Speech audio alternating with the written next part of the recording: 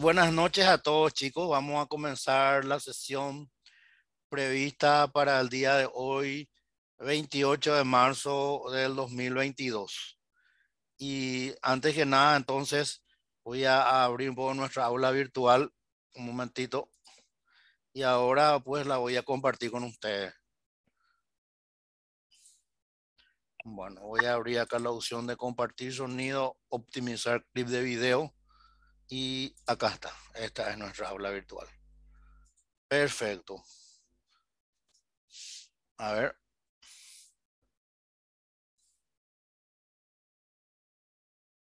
Bueno, ahí tenemos nuestra aula virtual, ¿verdad? Recién ahora me avisó el Zoom que pueden ver el aula. Y vamos a retroceder un poco a la sesión 3. Vamos a mirar qué hay acá rápidamente. Y tenemos 39 cuestionarios que hoy se cierra nuestro cuestionario. Mira, vamos a mirar cómo están. Bien en líneas generales. Acá vamos a mirar el impuesto ciudadano. El 1 erró. Después el 5. Oye, ¿dónde hay? Para ponerle ahí monedita. A ver, vamos a ver qué podemos hacer por él. Salvo aplazarle, no hay otra opción. A ver. Bueno, lástima que mi Lightshot no funciona acá. Viene la respuesta que está acá. Dice la siguiente forma. ¿Ven, verdad? Sí, se ve. Profe, Ok. Sí, Bueno, profe. una palabra nomás tiene que ser, chicos. Y acá le dice la respuesta correcta es, acá está, mediante. Una palabra nomás. Bueno, vamos a seguir. ¿Qué pasó en el 10? Para disminuir, bla, bla, bla, bla, bla, bla, bla, bla. Bueno, rayas o maule. No, mentira. Hay demasiado muchos cuestionarios todavía. Ahí estoy retrocediendo, retrocediendo, retrocediendo. Bueno, ahora vamos a concentrarnos en la sesión de hoy. ¿Verdad? Supongo que están viendo, dice sesión 4, lunes 28 de marzo. Sí, profe. Genial, genial. Bueno. Ok, entonces tenemos, ¿verdad? Video semanal 1, ¿verdad? Obviamente esto no es obligatorio, ¿verdad? Bueno, y acá está el video semanal 1. Vamos a alzar un poco el volumen. Muchísimo calor y consumía Y muchísima energía. es una Y síntesis, las ¿verdad? hernias y las De computadoras lo que ya de estuvimos refrigeración, viendo. bueno, tenían miles de estas válvulas de vacío. Se Estas nota válvulas que de estábamos vacío en estaban en pandemia. Esta es la paneles, válvula de vacío, ¿verdad? ¿ven? Y Era esto es lo que se incandescente esto. introducía en la computadora, en su CPU, ¿verdad? Para las computadoras de la Estoy con época. el pelo re Y a largo. veces se No quemaban había adentro del panel, ¿verdad? Una o dos de peluquería, estas nada, no válvulas. había. Entonces, Quédate en tu voy a casa, hablar era todo. solamente de la Oye, utiliza ahí como está. Bueno, memoria interna a los como núcleos le de dije, esto negrita es y como opcional. memoria externa a la cinta magnética. Ya había también. Bueno, ahora no sé si vieron el video. Me parece que no habilité. A ver. No, no habilité. Ahí recién van a ver. Bueno, a ver, compartir. Acá está este. Este es el video que le Discos estaba duros, diciendo. ¿verdad? Pero los discos duros eran enormes en tamaño y de muy poca capacidad de almacenamiento. Entonces estamos ¿Verdad? hablando acá, ¿verdad? Una Y ahí síntesis hablamos de todas estas cuestiones, ¿verdad? Que ya hemos visto. inspirado en la. Bueno, ahora vamos a cerrar esto. Y voy a volver acá.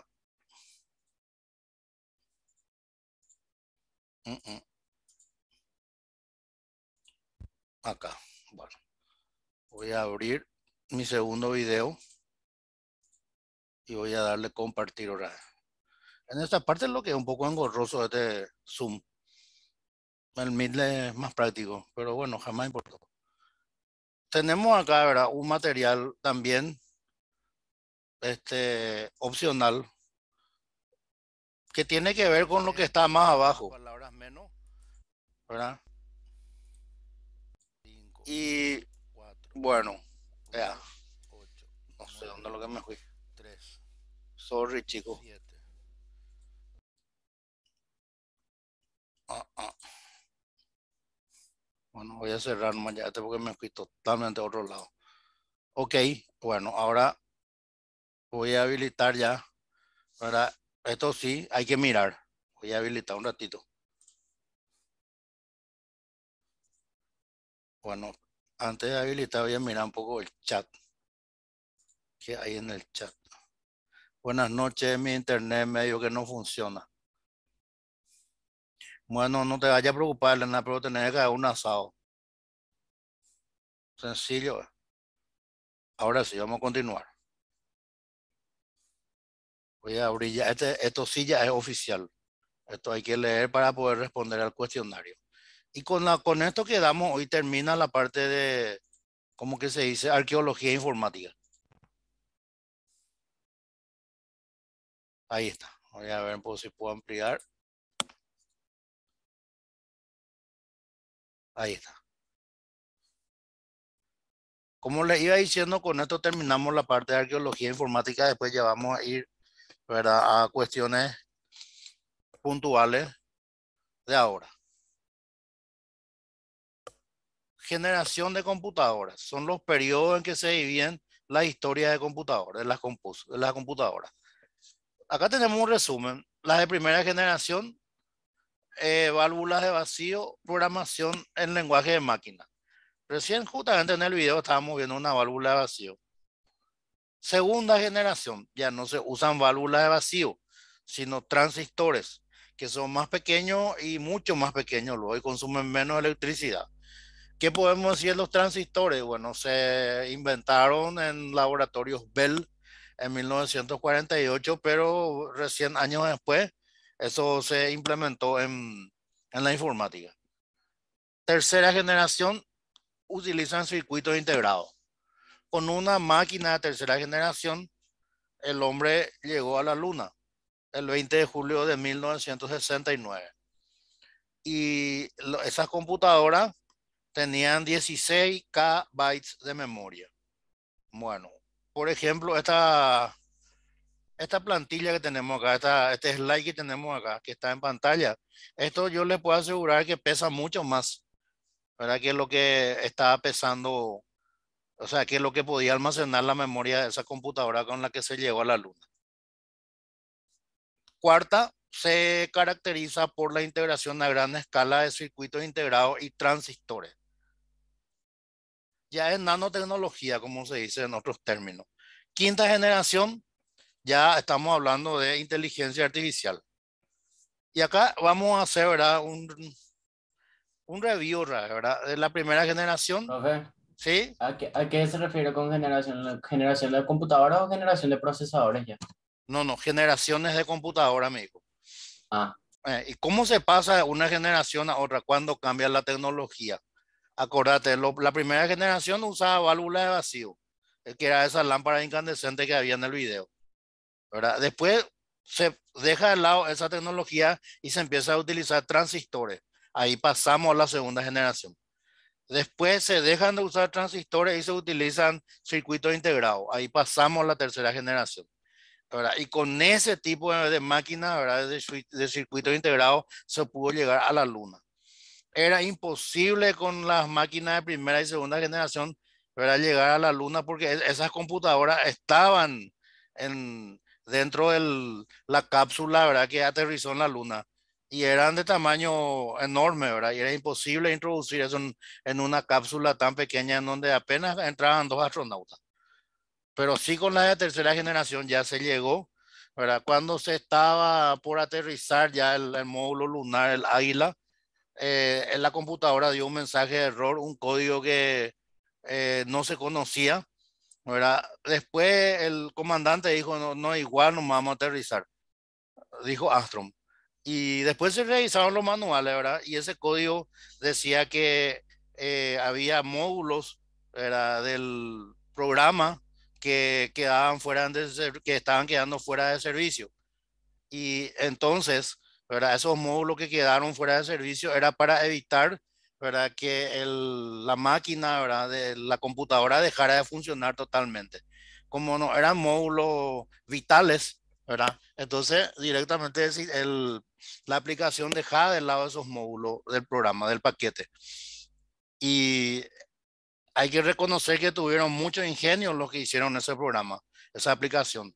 ¿Y quiénes lo hicieron? Y lo hicieron científicos del Instituto Tecnológico de Massachusetts. Ellos hicieron ese programa.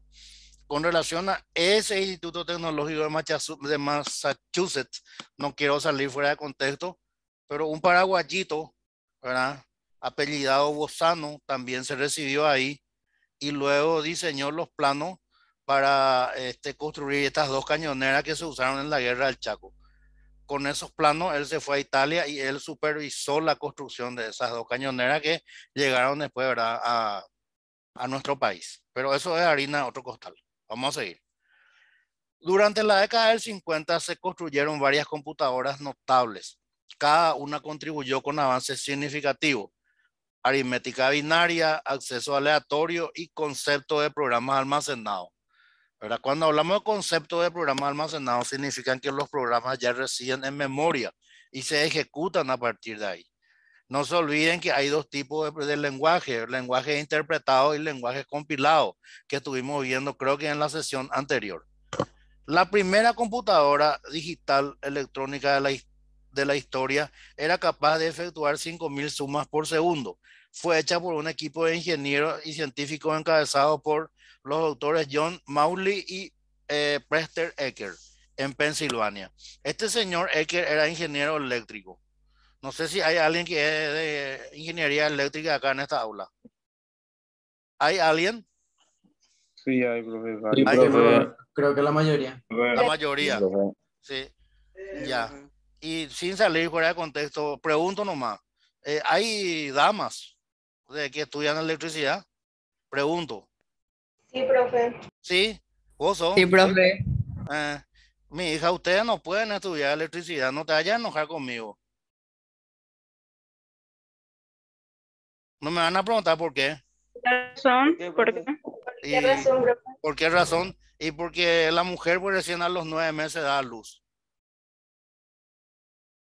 Aplauso, aplauso, aplauso. Aplauso, aplauso, aplauso. Cortamos, vamos ya, profe, vamos ya. Bueno, seguimos. Qué grande, profe. Seguimos. Profe, No a me mí denuncien necesito que, no me denuncien que por hacer chistes machistas. Vamos a continuar. Acá está Ecker a la derecha y Mauli a la izquierda. Bueno, ese pelado que está a la derecha era ingeniero eléctrico y él lo que hizo la primera computadora, ¿verdad? Que fue la ENIAC. Segunda generación, utilizaban transistores. Con los transistores se dio un gran avance ya que se permitió la construcción de computadoras más poderosas, más confiables y menos costosas. Además, ocupaban menos espacio y producían menos calor que las de primera generación. Bueno, en realidad es todo lo que ahí es cierto, pero seguían siendo grandes armatones esos equipos de segunda generación, pero ya mucho menos, ¿verdad? Que la de primera. ¿Verdad? Wilks inventa la microprogramación que simplifica mucho el desarrollo de la CPU. Y ahí tenemos, ¿verdad? Le tenemos a Wilks a la izquierda, abajo. Tenemos una 1620, ¿verdad? Que es del 61. Y el legendario 360, ¿verdad? Del 64. Y con esto terminamos, ¿qué cosa? Bueno, terminamos la parte de primera y segunda generación. Un ratito voy a sacar ya esto. Ahora voy a abrir tercera y cuarta, pero ahora primeramente voy a volver a nuestra aula virtual. Bueno, voy a ver por el chat porque he visto que estaban escribiendo. No hace falta poner presente, es cierto. Bono de 50 puntos para Moisés. Con la tarea nomás él marca. Unos 50 puntos para Elson. Luis, con la tarea es la presencia. Con las tareas se toma la asistencia. A través de las tareas se toma. Qué agradable sujeto. Bueno, vamos a seguir. A ver. Mano. Todo glorioso a lo que escribió. No sé por qué es lo que le estoy dando yo siguiendo. Bueno, pero tengo que hacer un seguimiento de de lo que escriben. Ok. Bueno, ahora voy a abrir mi siguiente pantalla. Ya está. Y ahora voy a darle compartir. Compartir pantalla, acá está. Este es. Este también es obligatorio leer, ¿verdad? Tercera y cuarta generación. Como habíamos hablado, ¿verdad? Ahí está marcado luego que se concibió, ¿verdad? En el 58 la idea de realizar circuitos integrados. Y en ese entonces se estaban usando transistores recién. No se usaban todavía los integrados. O sea que se inventa algo, pero no, es que ya enseguida se inserta en el equipo informático. En 1960, en un congreso, anunció su idea sobre los circuitos sólidos, más adelante denominados circuitos integrados. La tecnología integrada hace posible la construcción en un solo bloque de semiconductor de un circuito que realice una función electrónica compleja. Los distintos elementos quedan conectados directa e inseparablemente, obteniéndose sobre el sustrato de cristal una especie de microfotografía del circuito. Algunos de los hechos más relevantes de la nueva tecnología son los siguientes: el bajo coste de los transistores, que incluye el circuito integrado, hizo posible el diseño de circuitos cada vez más complejos y perfectos. Al estar todos los componentes en un circuito, desde un circuito muy próximo, en el mismo cristal, los retardos en la transmisión de señales entre distintos puntos son mínimos. Algo muy importante, se reduce el consumo de energía y aumenta la fiabilidad de los circuitos. Se consigue una gran miniaturización.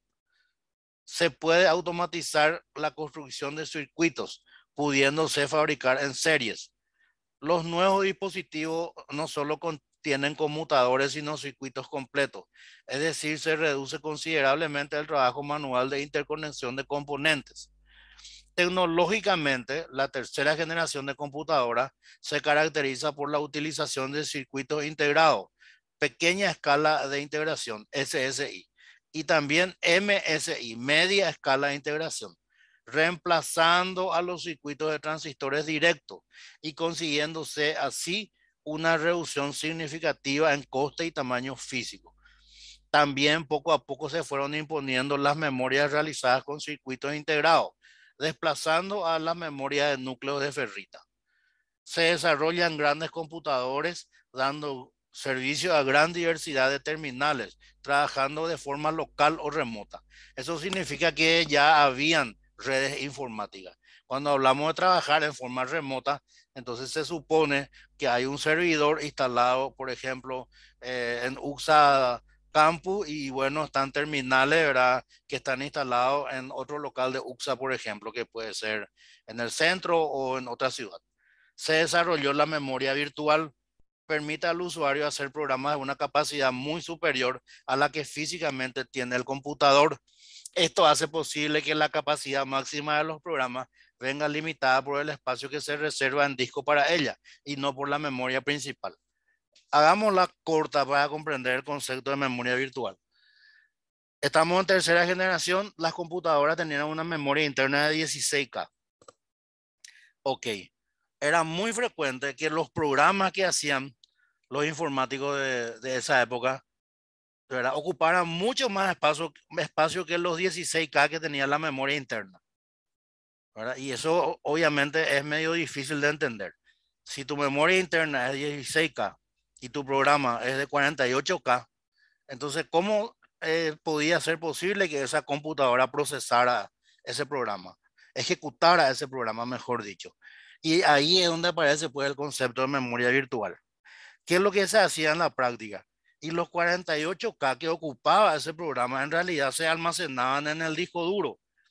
Y el sistema operativo, ¿verdad?, iba segmentando ese programa tan grande y hacía, por ejemplo, 3 segmentos de 16K. ¿Verdad? Y entonces iba pasando, a medida que se iba ejecutando el programa, iba almacenando en la memoria interna esa parte del programa que se estaba ejecutando. Cuando terminaba de ejecutarse esa parte, tiraba otra vez al disco duro y traía, ¿qué cosa? La siguiente parte. Se ejecutaba esa siguiente parte que estaba en el disco duro, y ¿qué hacía el sistema operativo? Tiraba otra vez al disco duro. Y luego, ¿qué hacía? Traía la tercera y última parte del programa. y entonces se ejecutaba y luego era tirado al disco duro y así sucesivamente. Era un intercambio permanente de información entre memoria interna y disco duro, ¿verdad? Y yo pensé, ¿verdad?, que la memoria virtual ya se dejó de usar. Había pensado, ¿verdad? Pero se sigue utilizando hasta ahora. Es algo que no se dejó de usar. Y ahí estamos, ¿verdad?, más o menos ampliando el concepto. La memoria virtual permite que aumente el número de procesos en la memoria principal en ejecución concurrente, ya que con ella solo es necesario que esté en memoria principal un trozo mínimo de cada proceso y no el proceso completo. Esta memoria se basa en que las instrucciones de un programa que se ejecutan sucesivamente están en direcciones muy próximas y en que los programas suelen estar redactados con gran linealidad. Se puede considerar que la consolidación de esta técnica se debe a su introducción en algunos modelos de la legendaria 360. Fue el más significativo de la época. Los aspectos más destacables del 360 es que se concibió como una línea o familia de computadores utilizable tanto para aplicaciones comerciales como científico-técnicas. O sea que en el mundo de la informática es más o menos lo que de alguna manera ocurre digamos, en la industria automovilística. De repente así algunas marcas, ¿verdad?, lanzan algunos modelos que persisten, ¿verdad?, en el tiempo. En el caso de la Volkswagen, su emblema, su autoemblema es el escarabajo, ¿verdad? Y digamos el auto Gol, no Golf, el Gol ese brasilero, ¿verdad?, que desde hace 30 años o 40 años que se viene fabricando, ¿verdad? Y se le van haciendo nomás diversas actualizaciones, ¿verdad?, a cada versión que aparece en el mercado. Pero los primeros ejemplares, o sea, los primeros autos Gol eran todo a carburador, ¿verdad?, por la época. Después pasaron a utilizar, ¿verdad?, otro tipo de tecnología. En el caso de la Peugeot, el 504, ¿verdad?, que marcó también época. Y así sucesivamente. También en la informática está la 360, ¿verdad?, que marcó época y más adelante apareció el legendario AS400, que tenía la peculiaridad de que podía trabajar con sistemas de codificación EBCDIC, así como también sistema de codificación ASCII, sin ningún problema. Bueno, ¿qué tenemos en cuanto a software? Tenemos Pascal en el 73 y aparece BASIC, ¿verdad? Y bueno, esto BASIC fue el rey acá en Paraguay en la década del 80, todo el 80. En mi caso, a pesar de que nadie me preguntó, yo hice mi tesis en ese lenguaje. Después, ¿verdad?, ¿qué más teníamos? ¿Verdad? No lo estoy viendo, pero ahí está el lenguaje C, ¿verdad? El lenguaje C sigue tan campante. Hasta ahora se usa y se enseña. Se enseña en informática USA, se enseña en informática de la Politécnica y así sucesivamente. Y bueno, ¿qué podemos decir del C? Y es un lenguaje de propósito general y en consecuencia utilizado tanto en la programación del sistema operativo como en las aplicaciones de los usuarios. No se olviden que el Linux se hizo en lenguaje C. El diseño del lenguaje favorece la programación estructurada y el diseño modular. Permite la programación tanto a bajo como a alto nivel. Consta de un conjunto de instrucciones relativamente pequeño y es un lenguaje portable. Bueno, de ahí pasamos a la cuarta generación, ¿verdad? Y vamos a centrarnos en la tecnología, ¿verdad? Se siguen utilizando circuitos integrados, pero ya son a muy gran escala de integración. Acuérdense que las de tercera generación eran, ¿verdad?, de una escala de integración, ¿verdad?, más grande, ¿verdad? No eran todavía tan integrados, por decirlo de alguna manera, como son estos de la cuarta generación, ¿verdad? Y tenemos, ¿verdad?, que muchas funciones de gran complejidad se implementan con circuitos integrados con las consiguientes ventajas en cuanto a precio, miniaturización, ahorro de consumo y fiabilidad. Cabe destacar, dice, que la miniaturización y aumento de la velocidad de las memorias de circuitos integrados. En 1970, Intel comercializa las primeras RAM dinámicas y desde entonces se ha logrado un incremento de su capacidad constante. Bueno, ¿qué es Intel? Intel se encarga de fabricar procesadores, ¿verdad? Ese es su fuerte. Y tiene un competidor que es AMD. AMD, sí. Ryzen. Sí, Ryzen AMD. sí, exactamente, se me había ido de la mente. No sé quién me respondió, ¿verdad? Y ese tiene un bono de 300 puntos para el final. Computadora de cuarta generación, ¿verdad? Y aparecen los ordenadores personales, ¿verdad? Con longitud de palabra de 16 o 32. Eso ya no se usa, ¿verdad? Todas son de 64 bits hoy en día. Y el primer PC fue un Altair que se produjo en 1975, ¿verdad? Y en el 81 apareció IBM, ¿verdad? De Big Blue, el gigante azul, por el color de su logo, lanzando, ¿verdad? Su primer computador personal. Bueno, ¿qué hubo detrás de este computador personal de IBM y una serie de teje y maneje increíble de Bill Gates y su empresita esta de Microsoft, ¿verdad? Resulta ser que el entorno era el siguiente, ¿verdad? Ya estaba Apple en el mercado, barriendo, ¿verdad? Con todos sus demás competidores.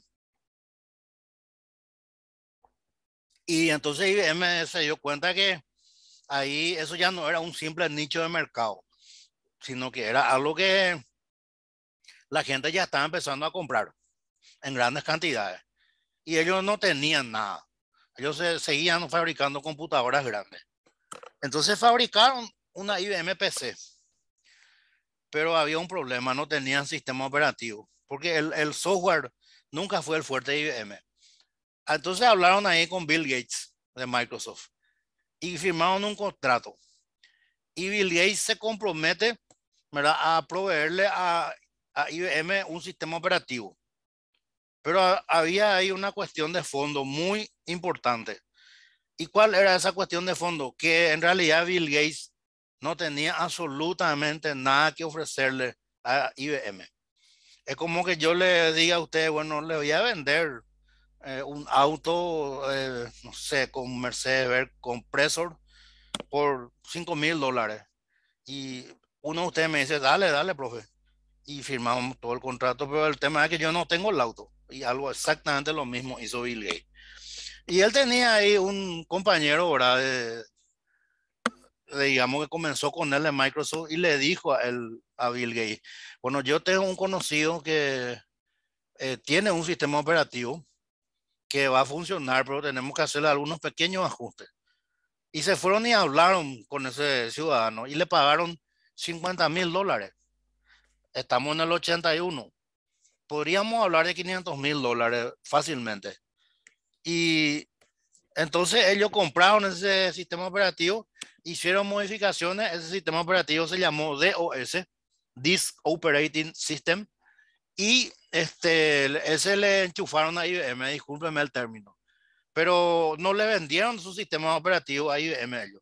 Ellos le dijeron a IBM, por cada computadora que vos vendas usando nuestro sistema operativo, tenés que pagarnos regalías. Y IBM estaba tan desesperado que aceptó el trato, ¿verdad? Y ahí es donde empezaron ellos, se empezó Bill Gates a tener muchísima plata. Y ya saben lo que vino después, ¿verdad? Ese matrimonio de conveniencia entre IBM y Microsoft, ese maridaje informático, por darle un término, continuó hasta que se terminó eso. Ustedes saben que todo matrimonio por conveniencia, ¿verdad? Cuando hay algún problemita ya se disuelve. Y algo así pasó ahí entre ellos dos. ¿Y cuál fue digamos, el motivo de la discordia? Y nuevamente, ¿verdad? Microsoft le jodió a IBM y le dijo, yo te voy a hacer un sistema operativo OS2. Y nunca le terminaban. Pero paralelamente, en secreto, ellos estaban ya lanzando, ¿verdad? Preparando la versión beta de Windows 95, que su nombre en clave era Proyecto Chicago. Y ellos se centraron más en su Windows 95 y nunca le entregaban a IBM, ¿verdad?, el OS2. Al final, ¿verdad?, cuando IBM ya no aguantó más, bueno, le dijo Microsoft, bueno, acá está tu OS2, chau. Nosotros ya acá termina nuestro trato. Y ellos lanzaron ahí el Windows 95, ¿verdad? Entre paréntesis. ¿Qué más podemos decir? Computadora de cuarta generación, aparecen las workstation o terminales, ¿verdad? A ver, ¿qué más hay? El software, ¿verdad? Tenemos, digamos, la computadora símbolo de esa cuarta generación es la 370. ¿verdad? Acuérdense que la anterior era la 360 y después la 370. Ninguno de estos dos equipos llegó al Paraguay. Una de las características fundamentales de esa generación es la difusión de sistemas operativos estándar, no dependientes directamente de los constructores de hardware y por tanto utilizables por distintos modelos de computadora. Los casos más sobresalientes son el Unix, proyectado inicialmente para mini computadora y en la actualidad muy utilizado para workstation y computadoras superiores.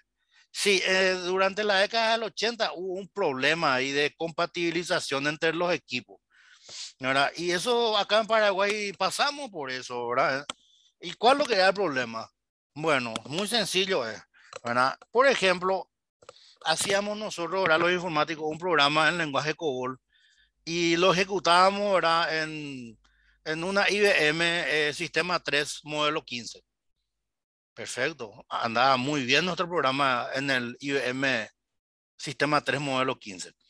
Después ese mismo programa llevábamos, ¿verdad?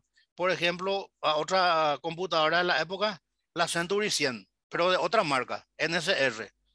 Y no se ejecutaba, ¿verdad? Porque había problemas, ¿verdad? Porque los compiladores eran diferentes. Entonces, bueno, ya que no funcionaba ahí, bueno, vamos a otra marca. Y otra marca de la época era Varrox, ¿verdad? Y se probaba en Varrox y tampoco andaba. En síntesis, por cada marca vos tenías que estar haciendo ajustes y ajustes y ajustes.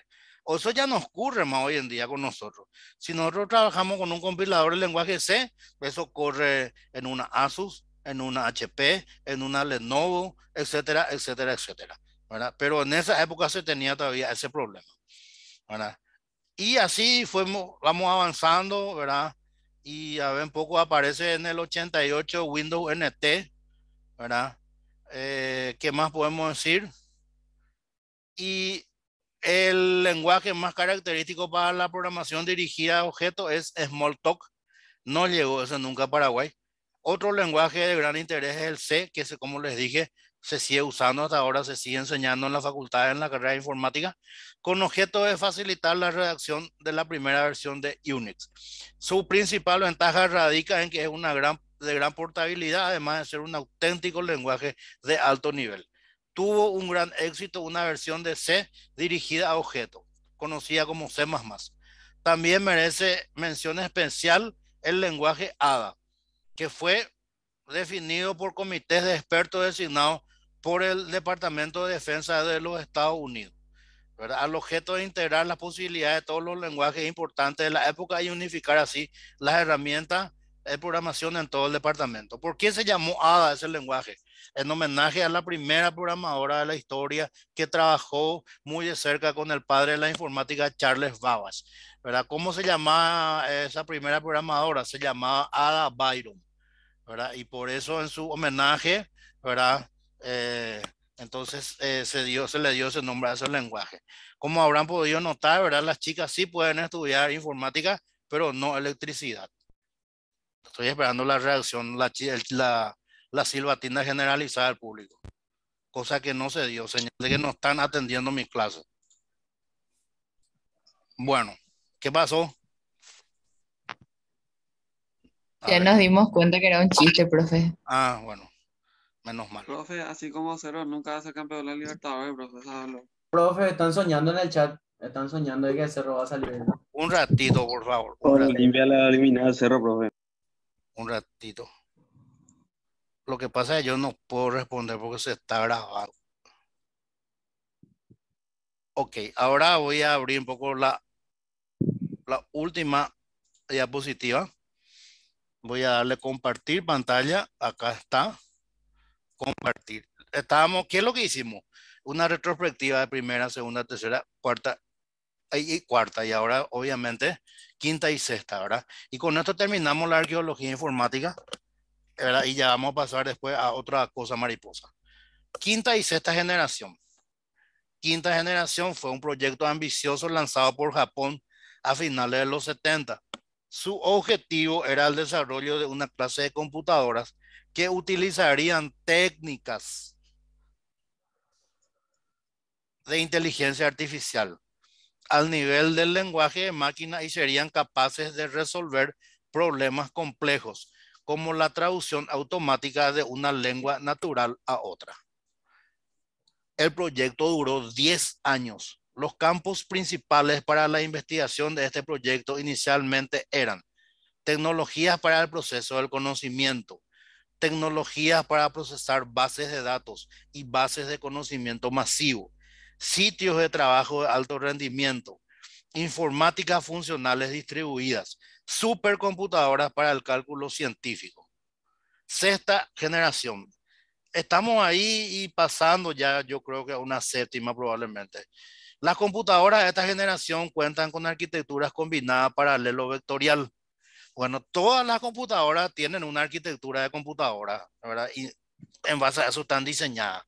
El padre de la arquitectura de computadora es von Neumann, ¿verdad? Que fue el que creó, ¿verdad? La primera computadora, ¿verdad? En base a lo que él diseñó, ¿verdad? Y eso se mantuvo mucho tiempo, fue evolucionando y aparecieron diferentes tipos de arquitectura. Primeramente apareció la arquitectura CISC, después la arquitectura RISC, la arquitectura paralelo vectorial y así sucesivamente. Es lo que me viene a la mente en este momento, ¿verdad? Por ejemplo, para la arquitectura CISC también se crearon un lenguaje de programación específico. Uno de ellos era el COBOL 6, así lo se llamaba. Bueno, ¿qué particularidad tenía ese lenguaje COBOL 6 que yo llegué a usar, ¿verdad? Entre paréntesis? Bueno, se utilizaba para hacer ya procesos en tiempo real. O sea que, ¿verdad? Estaba el servidor, y, digamos, estaban las bocas de cobranza, digamos, de una empresa como, qué sé yo, Corposana y cosas por el estilo, Andes, ¿verdad? Y las terminales trabajaban en COBOL 6 y la gente que iba y pagaba su factura ahí en la empresa, entonces ya automáticamente se actualizaba su pago, ¿verdad? Ya era para procesos en tiempo real. Bueno, pero el COBOL sí tenía un problema muy grave, que cuando había error en tiempo de ejecución, o sea, cuando ya se estaba ejecutando el programa, echaba el sistema, ¿verdad? Y eso implicaba rearrancar el equipo y eso tomaba como 15 minutos por ahí para la época. Entonces, las pruebas de los programas que se hacían en COBOL 6, las ejecuciones de las pruebas se hacían fuera del horario, porque si se hacían dentro del horario de atención al público y caía el sistema, eso iba a generar un caos en cualquier organización, ¿verdad? Y eso es lo que puedo decir con relación a la arquitectura CIS, que después vino la arquitectura RISC. Se han creado computadoras capaces de realizar más de 1 millón de millones de operaciones aritméticas de puntos flotantes por segundo. Las redes de área mundial, Wide Area Network, seguirán creciendo desorbitadamente utilizando medios de comunicación a través de fibras ópticas y satélites con anchos de banda impresionantes. Eso de los anchos de banda es increíble, ¿verdad?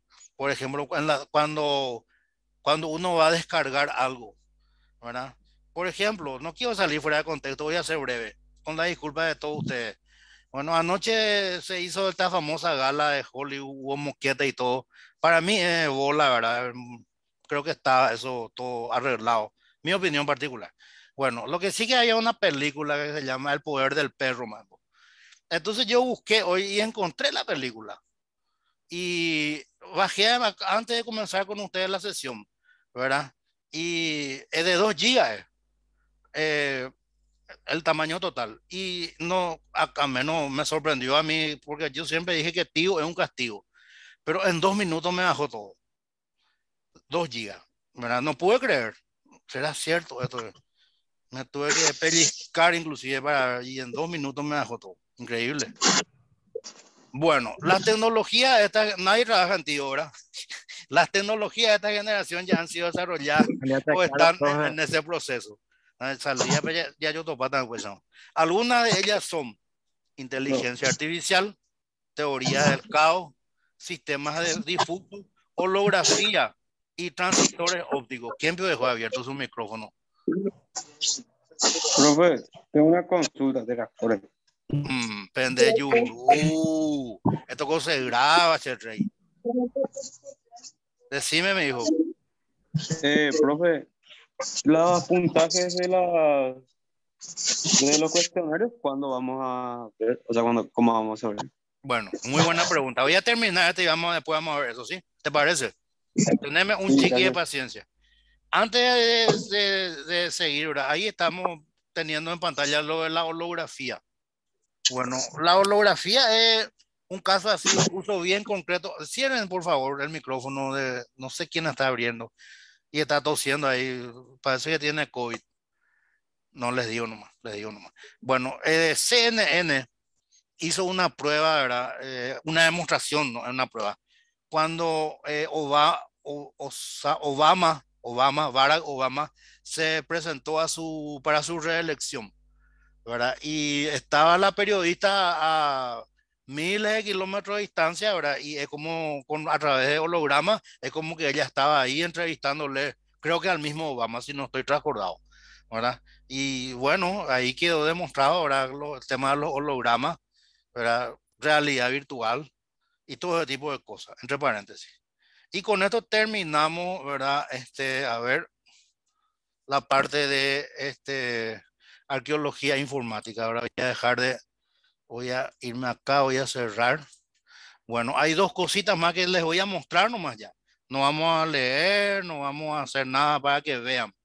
Simplemente, bueno, un segundito. Acá está. Ya voy a compartir. Profe, hay un compañero que no le deja entrar a la clase. Qué raro. ¿Cómo no van a poder entrar? Tienen que entrar. Yo no puse ningún término de restricción, ninguna. A lo mejor ¿cómo que se llama? Su correo no está registrado en nuestra aula. Decirle nada que me envíe un correo y que me explique cuál va a ser su situación. Vamos a solucionar. Es muy raro eso. Yo no puse ninguna restricción. Bueno, esto es Ok. optativo. Esto es optativo. Material 1, ¿verdad? Planilla Excel. Ahí tenemos ahora todo lo que es una hoja. Ya saben ustedes, pero ahí les va explicando ahora qué significa el cursor horizontal, vertical, en cruz negra fina, ¿verdad? El cursor de texto, inserción, ¿verdad? Todo esto chirimbolito tiene el Excel y a veces nosotros no nos damos cuenta. Después tenemos, ¿verdad? Función suma, que es lo que es una celda, cómo usar algunas funciones, etcétera, etcétera, etcétera. Los formatos, ¿verdad? Si tienen tiempo, entonces miran y seguro que va a haber algo que van a aprender, ¿verdad? Por más que ustedes ya saben todo, ¿verdad? Por ejemplo, a mí me pasó, o menos casi un curso de Moodle, ¿verdad? En el SNPP. Y yo manejo hace 10 años esta herramienta, no, hace 12 años. Y dije yo, por un lado, dije, ¿para qué veo lo que voy a estudiar esto si yo manejo esta herramienta? Veamos, veamos. Lo que sí que aprendí una cantidad de cosas nuevas que yo no sabía, ¿verdad? Entonces eso nomás quería señalar un poquitito. Ahora vamos a hacer la última compartición de pantalla. Nuevamente Excel, segunda parte creo. Sí, parte 2, ¿verdad? Tenemos el tema de colores de celda, colores de fuente, ¿verdad? Ordenación, ¿verdad? Lista personalizada, ¿verdad? Distinguiendo mayúsculas de minúsculas, ordenar por un valor parcial, función subtotales, ¿verdad? Esto creo que es para tablas dinámicas, ¿verdad? Y así tenemos, ¿verdad? Bastante denso el material que les va a servir, creo, de repente para aprender algunas cositas que tenemos buscar, ¿verdad? Y otras funciones más que están por ahí, contar, ¿verdad? ¿Qué Etcétera, tal el etcétera. foro, profe? No, mi hijo está en nuestra aula virtual. Voy a dejar de compartir un ratito. Y me voy a ir a nuestra aula virtual para que vean. Un ratito.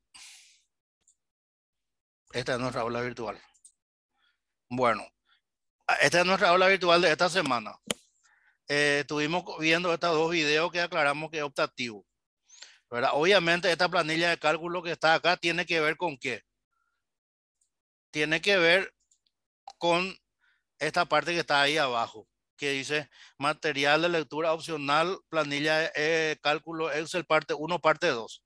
¿Eso con qué está ligado? Con este video que está acá, ¿verdad? Y todo es, digamos, opcional, pero sí es obligatorio estos tres materiales, primera y segunda generación, ¿verdad? Tercera y cuarta y también quinta y sexta. Ahora vamos a ir un poco al cuestionario. Veamos. Este cuestionario creo que ya se cerró. Veamos. Se cerró el 21 de marzo, ahora, y quieren saber ustedes sus notas. Bueno, muy sencillo es. Tienen que irse acá en donde dice calificaciones, ¿ven? Acá, a la izquierda. Sí, profe. Y ahí nomás tienen que entrar y ahí tienen que ver, por ejemplo, ¿verdad? Este es el primer cuestionario que ya se cerró, el A1, ¿verdad? Tenemos que Amaral hizo 40 puntos, Arevalo 50, Ávalo hizo 88, Barrientos 100 y así sucesivamente. Estos que están en blanco acá, por ejemplo, fíjense este alumno Rabonero. Le ubican a este ciudadano. Acá está. Estoy marcando. Brad Pitt Calastra. Sí, lo ¿Lo ubicamos. ubicaron? Sí. No hizo nada, miren. Vaya a Hay jugar que alumno. sacarle, Qué hay que plaga, digo, sacarle. hay que sacarle. Y ahí van a ver, Profe, señores, sus calificaciones. Sí, mi hija, decime. con respecto a los cuestionarios ya cerrados, yo tengo una consulta. Es que yo la semana pasada recién me inscribí, o sea, el martes, Sí, y en sí se puede habilitar otra vez para que pueda completar. bueno, le voy a decir lo siguiente, atiendan bien, ¿verdad? Bueno, Atiendan bien. Yo voy a volver a habilitar tarea 1, ¿verdad? Que corresponde a la sesión 1. Cuestionario, ¿verdad? A1, que corresponde a la sesión 2. Y también voy a volver a habilitar este cuestionario de 4 puntos. ¿Este cuándo se cierra?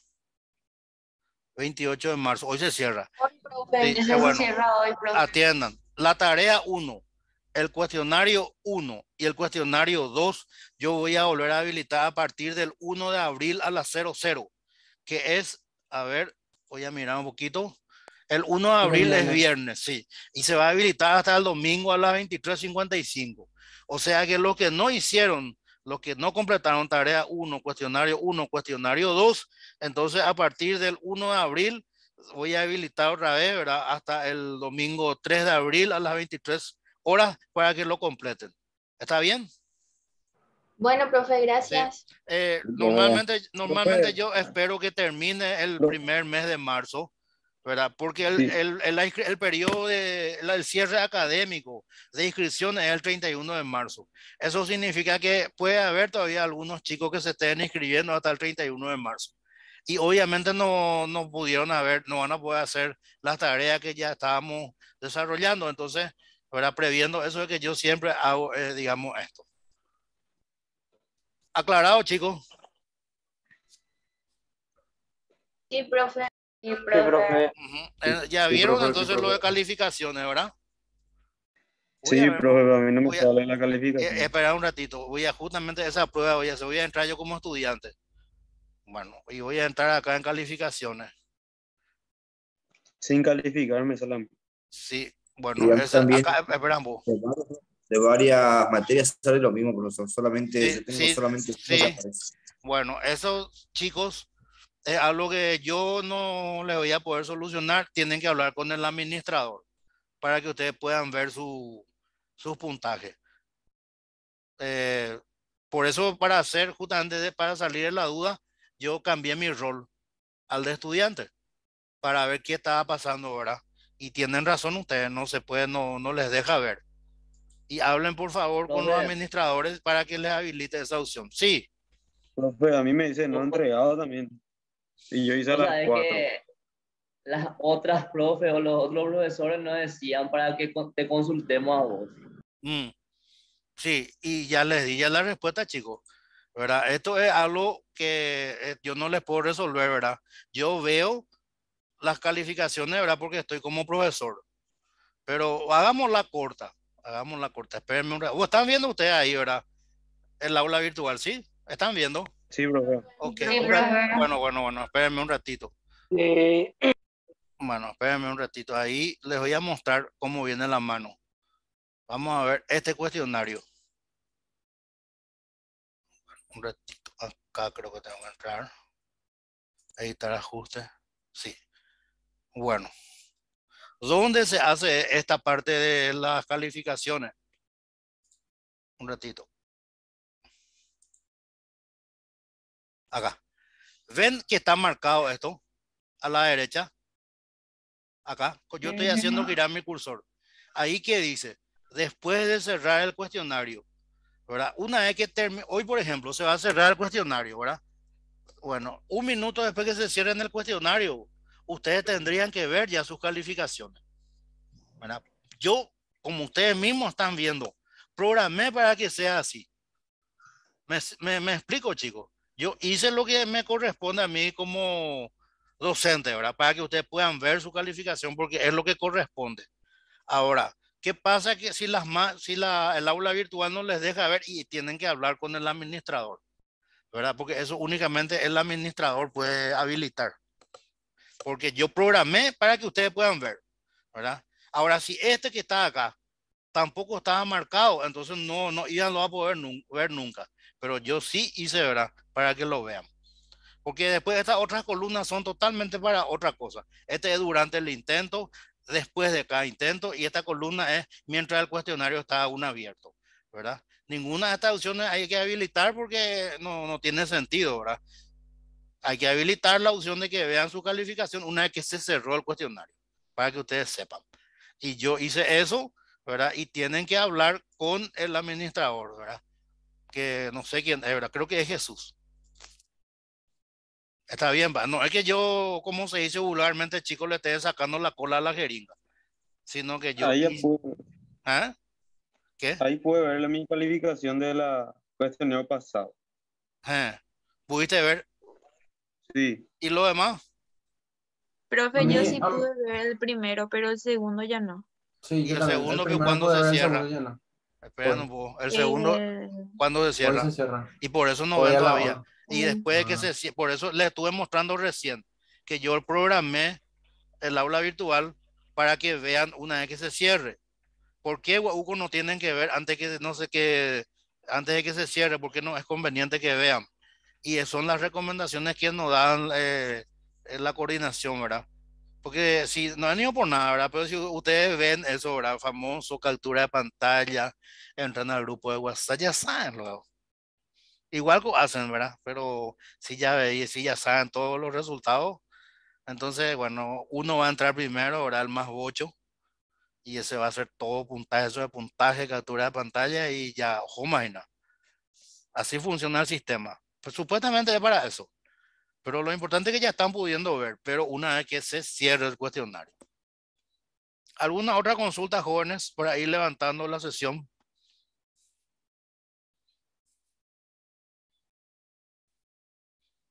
Voy a dejar de presentar. Creo que no, bro. Voy a dejar. Ok, hoy ya dejé de presentar. Y bueno, entonces ya no hay consultas, chicos. No, profe.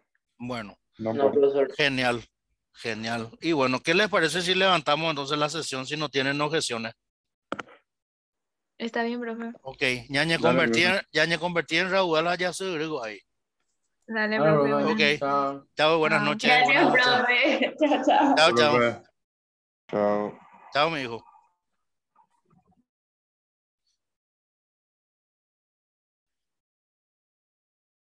Ustedes saben que yo no salgo todavía para escracharle a los que se quedan en el aula. Eso significa que estaban macaneando, no estaban atendiendo mis clases. Profesor, le pido disculpas que entré tarde hoy a la clase, tuve una descompensación ahí en la salud y estuve en la guardia hasta tarde, así que entré un poco tarde a la clase, pero después voy a mirar el video desde el principio. Bueno, ¿Okay? mira que la salud está primero.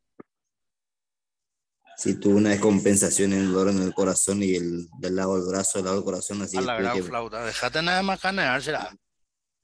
Pero estás ir a la medicado. guardia ahí. Estás medicado. Y me pidieron un montón de estudios ahí, tengo Y que hacer un hacete, montón mi de hijo. estudios. Hacete, mi hijo, déjate de macanear.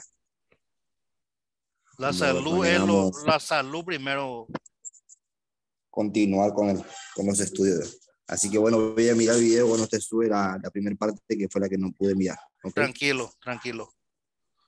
Dale, buenas noches, profesor. Cuídate, mi hijo, que te mejores.